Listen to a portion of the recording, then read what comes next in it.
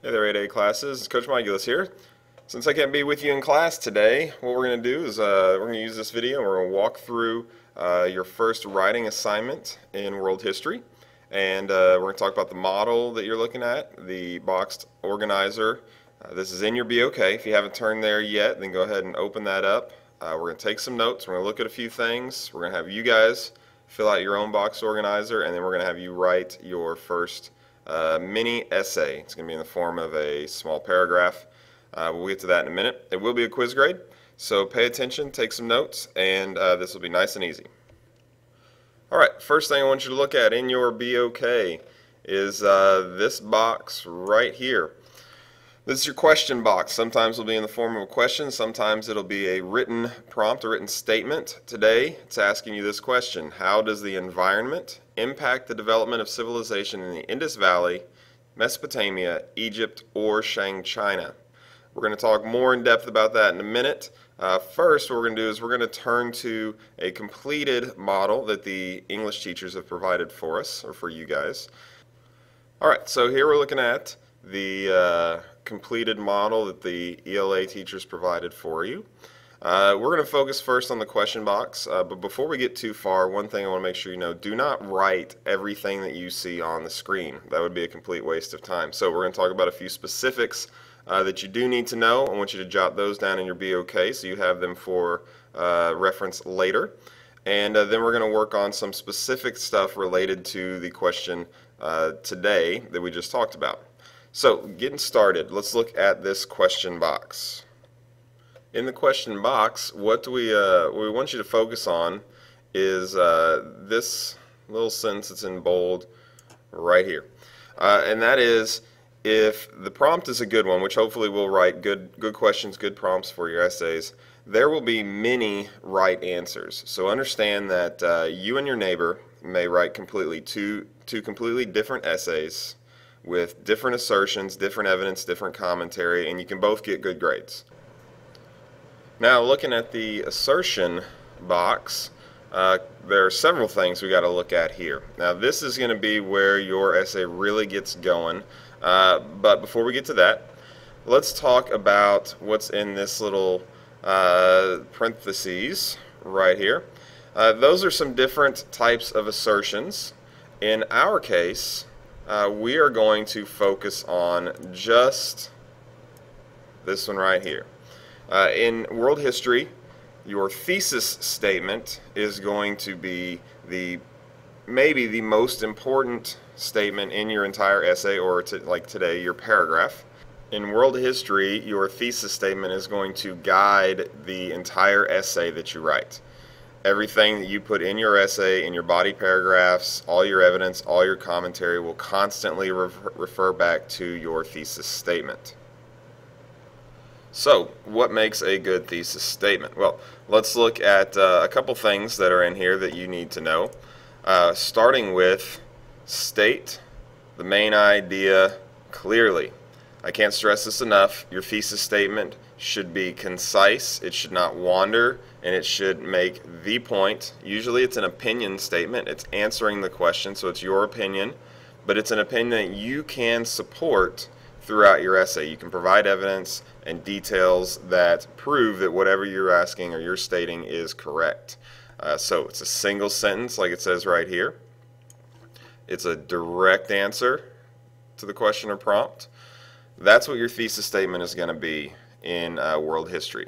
So write that down, take some notes, make sure you know exactly what we're asking for, and then we'll start looking at a couple other things. For instance, if it is a longer essay, your assertion might also be your topic sentence of their body paragraphs. For example, in a few weeks you are going to write a compare and contrast essay, and that will probably consist of a couple of body paragraphs. So you'll have a thesis statement at the beginning in your introduction, and then you'll have topic sentences that start each of your body paragraphs. So you will have 3 different assertion statements that are all related and will help you maintain some cohesion throughout your essay, so that I, your teacher, know exactly what you're talking about all the time, and that you know exactly how you're going to prove your thesis statement. So here we are back at your boxed graphic organizer. What we're going to do now is take a break. You guys at your group, or at your table in your group, are going to start working on some ideas for thesis statements based on the prompt.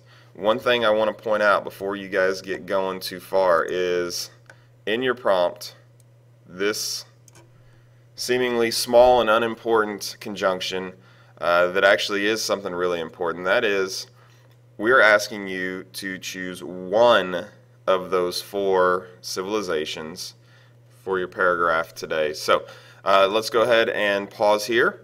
Mr. Mraz will pause the video. You guys in your groups take a few minutes to hash out some ideas for a thesis statement. Remember, just choose one of the civilizations for your paragraph. Go.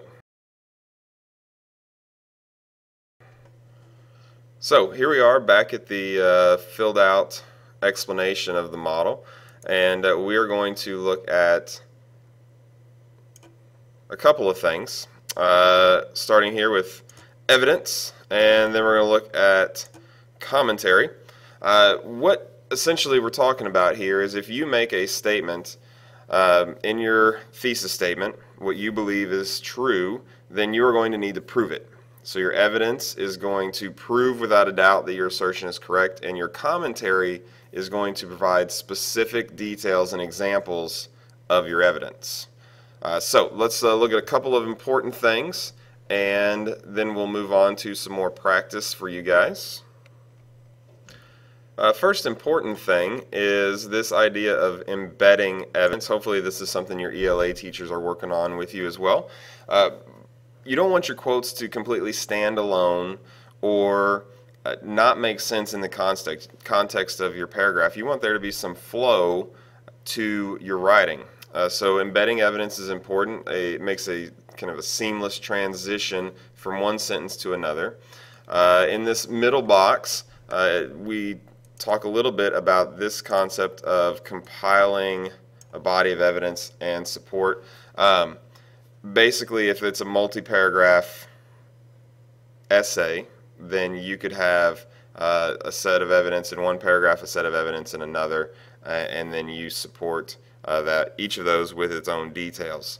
And then last, over here on the side, are some examples of evidence that you might use in a paragraph. So there you go. There's evidence. What we're going to do real quick is I'm going to give you an example from a prompt that we've used in the past, and then I'm going to give you some time to come up with ideas for your own paragraph today.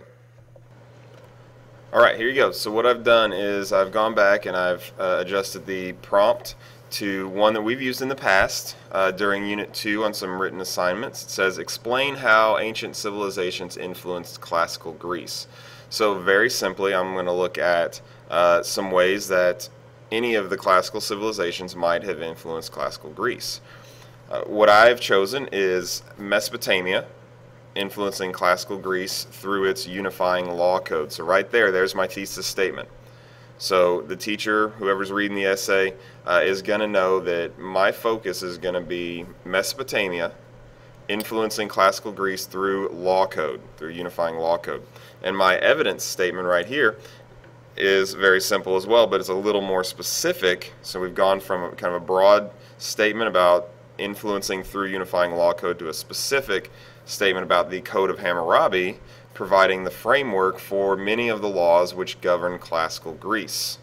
So now you've got assertion and evidence. So now we need some commentary. So let's look at what would be good specific details to support my evidence, to prove my evidence statement.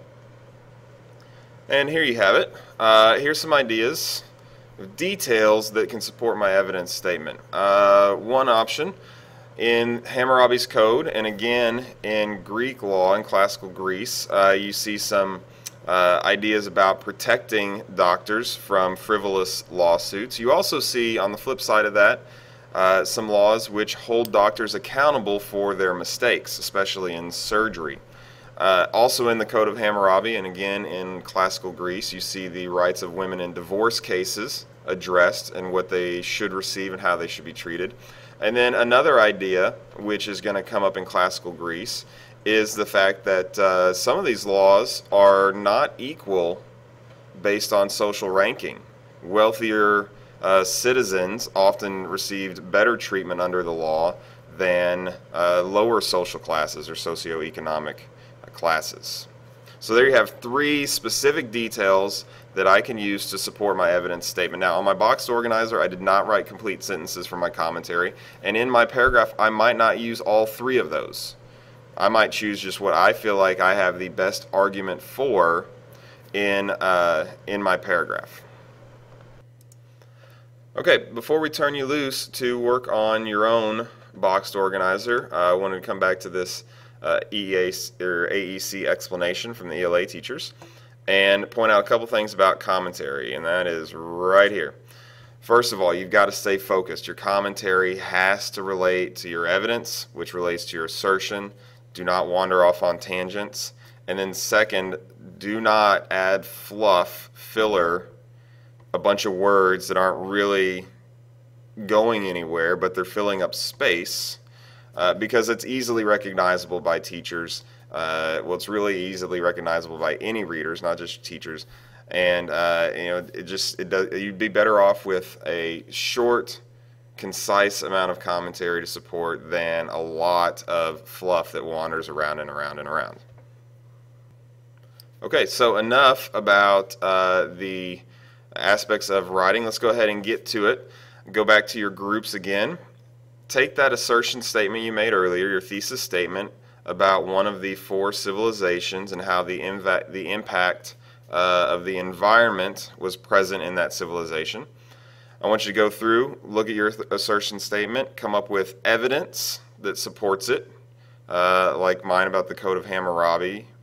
And then I want you to come up with commentary, specific details. These would be specific examples of the impact of the environment. Look at specific geographic features, ways that the geography, the climate impacted the development of those civilizations. Be specific. So we're going to pause here, get with your group, come up with some ideas, fill out your own boxed organizer with your ideas, and come up with some good ones. All right, go. Okay, so hopefully you have a boxed organizer that looks something like this, only related to environmental impact of on ancient civilizations. What you're going to do now is you're going to take this compiled evidence and commentary with your thesis statement, and you are going to combine it into a single paragraph. If you flip over to the back of your worksheet, you'll see a 9-line box. Yes, you do have to write your entire paragraph within this 9-line box, but we're only talking about 5 or 6 sentences. A thesis statement to start it, an evidence statement it's a little more detailed from your assertion, and then your commentary to support it. A few sentences of commentary which provides specific details about your evidence. All right, so we're going to stop here. This will be the end of the video. Thank goodness, I know you're saying that. And you are going to write your paragraph. When you're done with your paragraph, turn it in. Make sure you have boxed organizer and paragraph completed. Turn that into the tray in the front of the room, and when you are done, you can spend the rest of class working on your test review. Start working on that, because I'm sure most of you haven't. If you didn't complete any of the previous assignments, go ahead and work on those in the BOK, or if you're missing vocabulary or warm-ups from being absent, get all that taken care of and up to date. All right, thanks for paying attention, and get to work.